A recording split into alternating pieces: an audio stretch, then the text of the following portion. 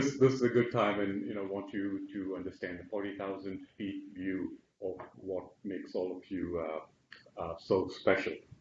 We said yesterday and emphasized that we really are so delighted. We saw your applications, and I must say it was very hard for us, to say no to the other equally qualified ones. But we chose you because you had that spark, and we chose you because of balance.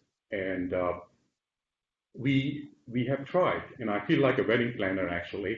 This is a whole year enterprise, but nonetheless, it is a different phase of my career, something that all of us involved in the planning of this want to give back. More importantly, we have a selfish self-interest, and that is to be part of your professional narratives. And as Donna was saying yesterday, we vicariously live our small victories through watching you go out and become preeminent researchers and actually do very meaningful things. mHealth, by definition, is a very practical science, and that's what we essentially attempt to do. And I really could not have done this all by myself. There is a whole village. Some of them are very manifest with the people who are here. I want to start actually by acknowledging NIH. It's an extraordinary national institution. It nurtures and helps people like us actualize our careers, our aspirations. So, and a very good manifest example is, Bill and Richard and Melissa and Dave Clark.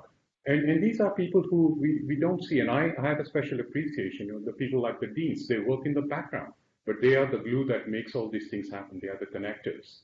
And so I really want to acknowledge all those who work, they also serve, who stand and wait. I of course want all my dear friends, and I must say I am always impressed whenever I reach out and say, would you give up a week of your life? Actually, it's a lot more of your life to come and spend it with us. And these are people at the top of the game, Donna Metz, Bonnie, Billy, I could go on. And the most gratifying part is people like Eric Heckler, Dror, Peshta. These were all graduates of this institute. They've all gone on to become superstars. So I become a planet. I reflect off their shared glory. So we are so happy to bring them back. So and lastly, most importantly, I want to thank the people at the MD2K. You've all this email from Brian. They work in the background, the letters, the websites, and all. And here, Diane Bernardo, who has helped me, take care of all these logistical details. So a big thank you to all of them for making this event happen. So why are we here? And it's simply because, as Dean Murthy said, the challenges of our time are simply too complex to be solved by any one group.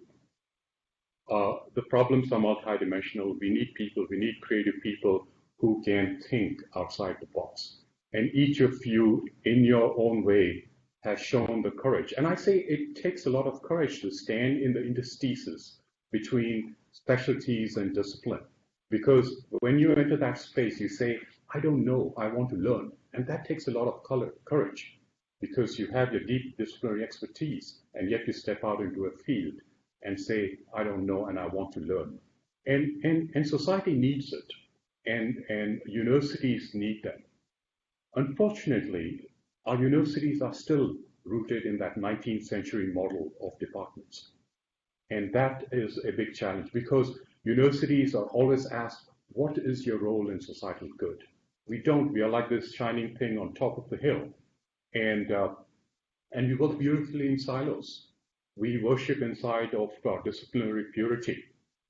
And that society suffers. We are like NIH, national institutions. We train the best and brightest. And what we need are people like you.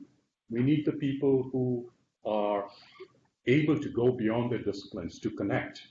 Now, transdisciplinary research, as useful and vital as it is not for the faint of heart. It needs, even for the the scientists with the best interpersonal skills, it is very challenging.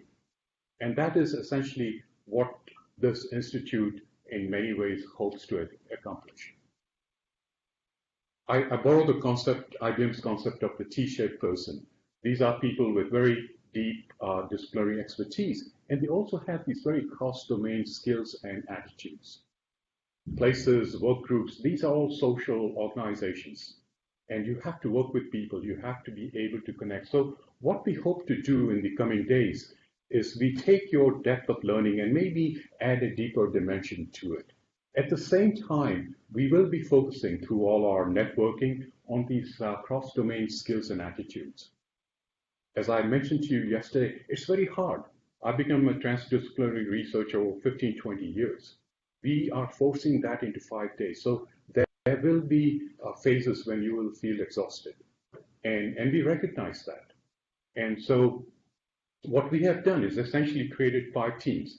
Each member of your team has a very different perspective, a very different specialty, and different insights.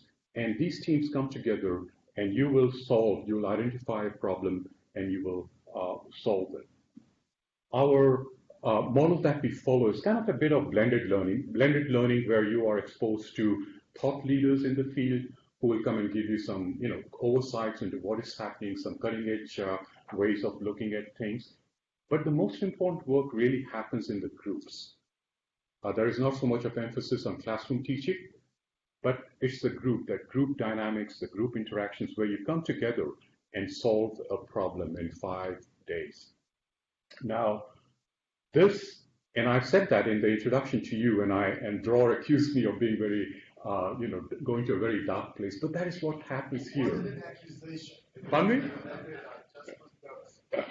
No, I just teasing. Dror was part of my group many years ago, and he has the privilege of saying that.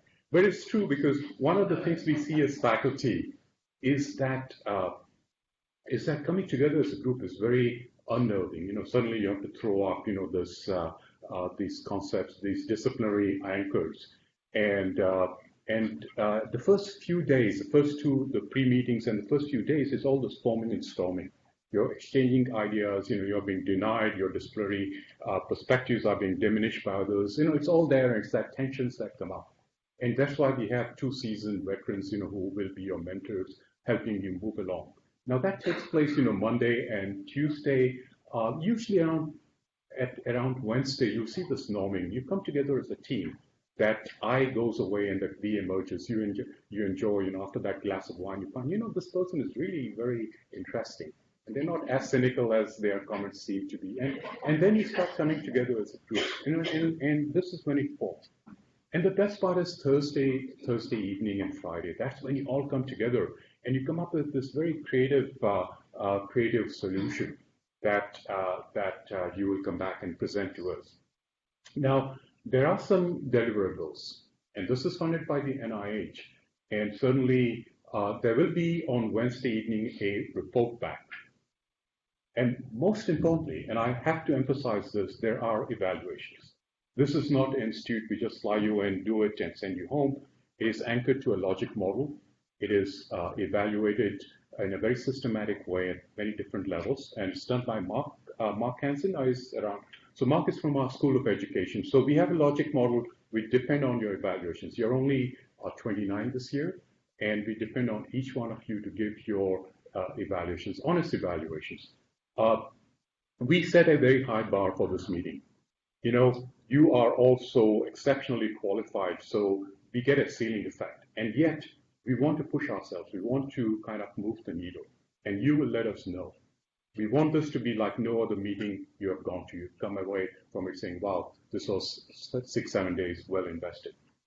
So please, after every time you get an evaluation, please fill it out, because we do report that back to NIH. And Bonnie is also, she heads the science of team science. And so we are also seeing how networks emerge. So there's some cutting edge research. We will be taking some of these group sessions and doing a network analysis. And we have some very interesting findings. And Bonnie will explain as we break out into groups more on that.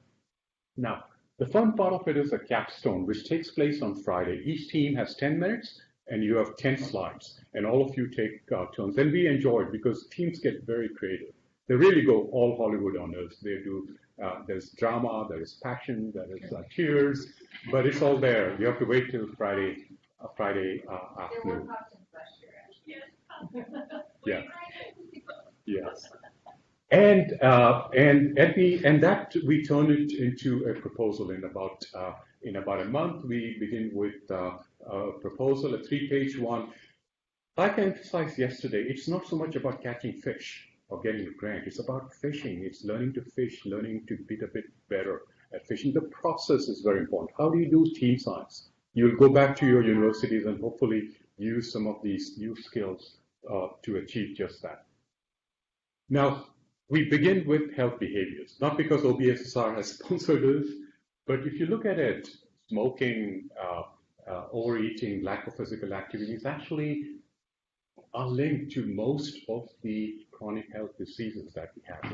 Heart disease, diabetes, some cancers, lung disease. They're all linked to these very mutable health behaviors. When you think about it, 75% of our healthcare spending, that's 75% of $3 trillion each year, arise from mutable health behaviors. That is a very low-hanging, but a very tricky, fruit to catch. So by intent, we focus on health behaviors, and Leonard Kish actually said it best when he said, patient engagement in behavior change, health behaviors. That will be the blockbuster drug of the 21st century. And to get us going, we have 3 extraordinarily talented individuals, people I admire. I begin, and actually many of them go to the very beginnings of this institute. We have Bill Riley, who's the chief of OBSSR. Actually, I still remember very distinctly. This was sometime in 2009. We heard about Wendy Nielsen, who's now at NSF, and Bill and Wendy and I sat down. We discussed the program, and that led to after that, Wendy amazingly in 6 months put together the first meeting where I think Eric Heckler was there, Alan Lebreek. So Bill is really one of those T-shaped people, a very good expression. Not only is he extremely deep in his knowledge, but he has the ability to connect, which is why at NIH he's probably asked for all kinds of tasks and responsibilities. And so I'm very grateful that actually Bill could take a day off to come and be with us. And I'm going to ask him. I'm also going to introduce Donna. You met Donna, wonderful, I would call her a force of nature. And I just show up and do. And Bonnie, another wonderful person, extraordinary work being done in team science. So with a cast like that, it can only go south. All right. So with that, let me, Bill, let's welcome Bill because